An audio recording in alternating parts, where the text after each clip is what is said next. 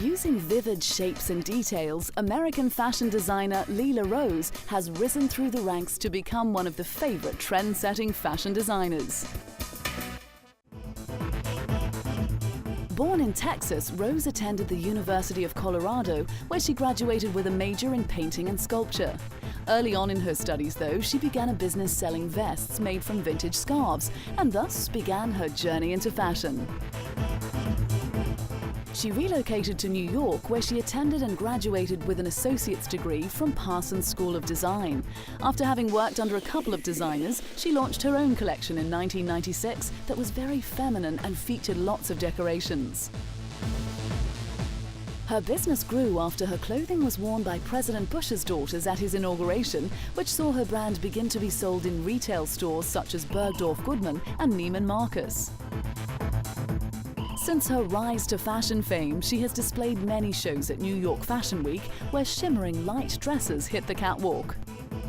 I mean, it's stressful, but it's fun too. I mean, it's kind of not like doing anything else. It's a very unusual thing. I mean, you're excited about it, but yet you're really nervous and worried, and just it goes on for weeks, and it's finally this 20-minute show, and you're kind of like afterwards thinking, damn, all that for 20 minutes?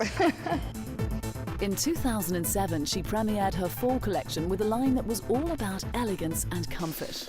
To her, colour was just as important as the designs, as the clothing was reminiscent of the fashion of the late 1960s. While most of the clothes were designed with simple comfort in mind, Rose did show a more formal side with her evening gown collection. Her signature collection included separates, dresses, jackets, and her recently added shoes, which she introduced as an inexpensive footwear line for the discount retailer Payless Shoes. Later that year, the Lela Rose show featured a look the designer called a meeting of Katharine Hepburn and Audrey Hepburn. Rose said she looked to photographs and movies from the Hepburn girls in the 1940s for her inspiration. Katharine being a little bit more sporty, tailored, a little bit more man-tailored, and Audrey Hepburn being much more feminine and pretty. So what we've done is we've kind of blended those two girls, and with these great little kind of sweetheart dresses, but with, you know, silk taffeta, very sporty anoraks over them. The colour palette was full of bright, bold oranges, yellows, and a splash of metallics. Her dresses were the highlight of the show, some sweeping floor length and others short and sweet.